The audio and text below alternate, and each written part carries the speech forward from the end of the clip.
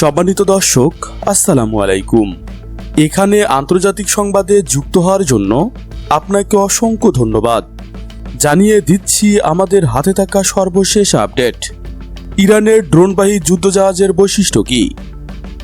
ইরানের পারমাণবিক কর্মসূচির উপর নতুন মার্কিন নিষেধাজ্ঞা। এদিকে ইসরায়েলের দিকে ছোড়া ব্যালিস্টিক ক্ষেপণাস্ত্র পড়ল সৌদি আরবে। দর্শক, শুনলেন সংবাদ শিরোনাম। বিস্তারিত জানতে পুরো ভিডিওটি শেষ অবধি আমাদের সঙ্গেই থাকুন। ইরানের ড্রোনবাহী যুদ্ধজাহাজের বৈশিষ্ট্য কি? ইরানি ড্রোনবাহী যুদ্ধজাহাজ শহীদ বাহমান বাকেরি হচ্ছে ইরানের বিপ্লবী গার্ড বাহিনী আইআরজিসির নৌবাহিনীর নতুন এবং সবচেয়ে উন্নত জাহাজগুলোর মধ্যে একটি। আইআরজিসির নৌ অভিযানকে শক্তিশালী এবং জোরদার করার জন্য ড্রোনবাহী এই যুদ্ধজাহাজ ডিজাইন ও নির্মাণ হয়েছে। ইরানের ড্রোনবাহী যুদ্ধজাহাজ শহীদ বাহমান বাকেরির উন্মোচন ও কমিশনিং অনুষ্ঠানের কিছুক্ষণ আগে ইরানের ঊর্ধ্বতন সামরিক কমান্ডাররা এই জাহাজ নিয়ে তাদের বিভিন্ন বক্তব্য তুলে ধরেন। পাসটুডের এই প্রবন্ধে এই ইরানি ড্রোন ক্যারিয়ারের বৈশিষ্ট্যগুলো একবার দেখে নেওয়া যাক। 60টি ড্রোন এবং 30টি ক্ষেপণাস্ত্র লাঞ্চার ধারণ করতে সক্ষম জাহাজ।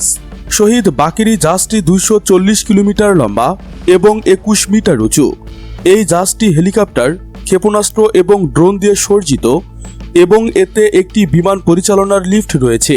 শহীদ বাহমান বাকেরি ড্রোন ক্যারিয়ারটিতে 60টি ড্রোন এবং 30টি মিসাইল লঞ্চার বহন করতে ক্ষমতা রয়েছে।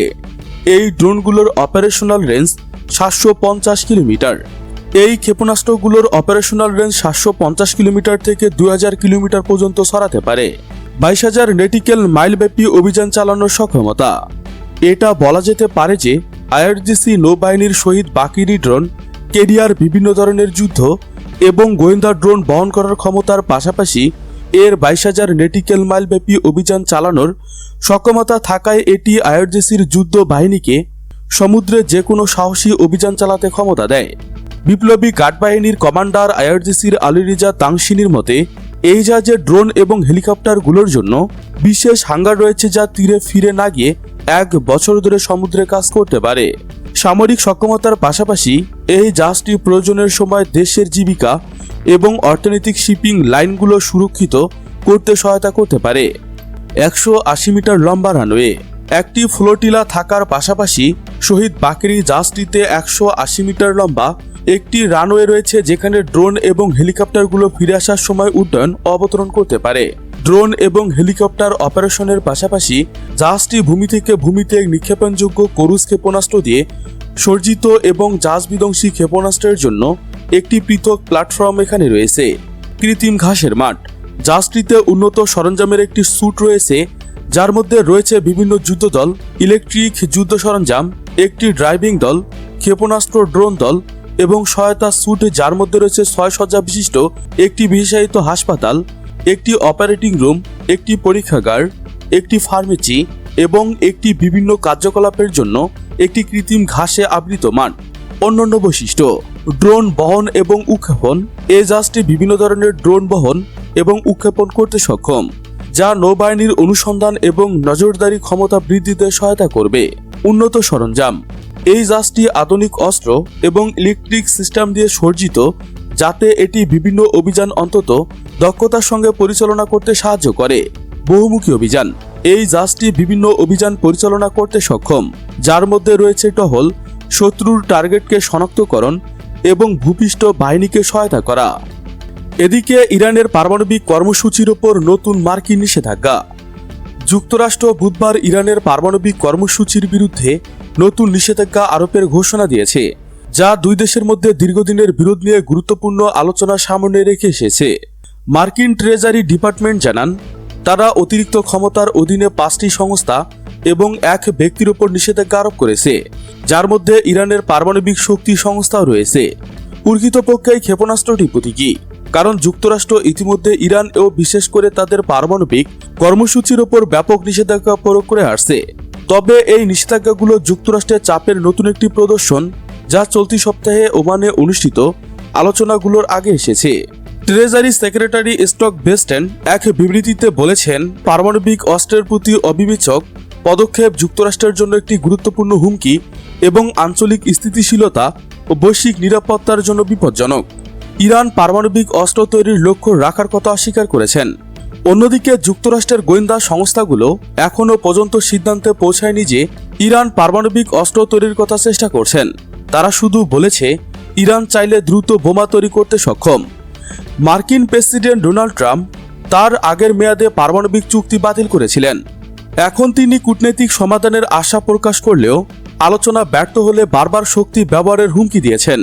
এদিকে ইসরায়েলি প্রধানমন্ত্রী বেনিয়ামিন নেতানিয়াহু মঙ্গলবার বলেছেন, আলোচনা যদি বেশি সময় ধরে চলে তবে সামরিক পদক্ষেপ অনিবার্য হয়ে উঠবে। এদিকে ইসরায়েলের দিকে ছোড়া ব্যালিস্টিক ক্ষেপণাস্ত্র পড়ল সৌদিতে। ইরান সমর্থিত হুতি বিদ্রোহী গোষ্ঠী ফিলিস্তিনিদের সমর্থনে ইসরায়েলে ক্ষেপণাস্ত্র হামলা চালিয়ে আসছেন। বুধবার 9 এপ্রিল রাতেও তেল আবিব লক্ষ্য করে তারা একটি ব্যালিস্টিক ক্ষেপণাস্ত্র ছোড়ে। ইয়েমেন থেকে ছোড়া ক্ষেপণাস্ত্রটি ইসরায়েলে আঘাত না হেনে সৌদি আরবে গিয়ে পড়ে। ইসরায়েলের প্রতিরক্ষা বাহিনী IDF বরাতের দ্য টাইম অব ইসরায়েলে তথ্য নিশ্চিত করেন। সূত্র জানায়, হুতিদের ছোড়া একটি ব্যালিস্টিক ক্ষেপণাস্ত্র সৌদি আরবে প্রবেশ করে ভূপাতিত হয়।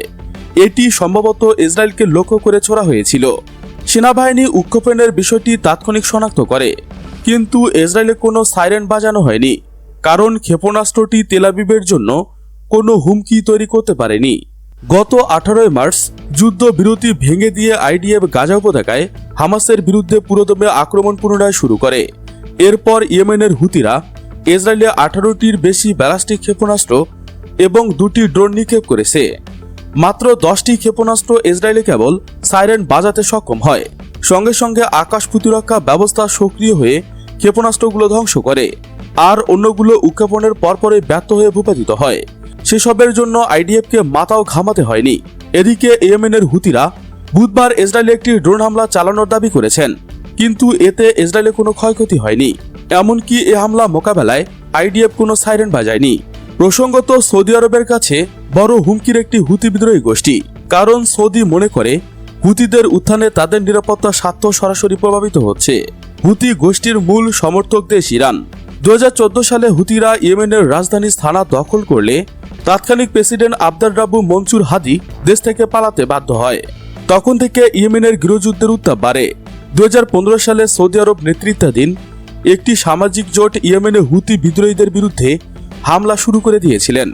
তবে সৌদি আরবের নেতৃত্বাধীন জোট তাদের লক্ষ্য পূরণে ব্যর্থ হয়। এই যুদ্ধে হাজার হাজার মানুষ নিহত হয়েছে, ফলে দেশটি বিপুল মানবিক সংকটের মধ্যে পড়ে। সুপ্রিয় বন্ধুরা, ভিডিওটি ভালো লাগলে লাইক দিয়ে আপনার ফেসবুক বন্ধুদের সঙ্গে শেয়ার করুন। নিয়মিত আন্তর্জাতিক সংবাদ পেতে চ্যানেলটি সাবস্ক্রাইব করে বেল বাটনে ক্লিক করুন। লাইক কমেন্ট শেয়ার করতে একদমই ভুলবেন না। আজকের মতো পর্যন্তই, দেখা হবে পরবর্তী ভিডিওতে। Thanks for watching my video. আল্লাহ হাফেজ।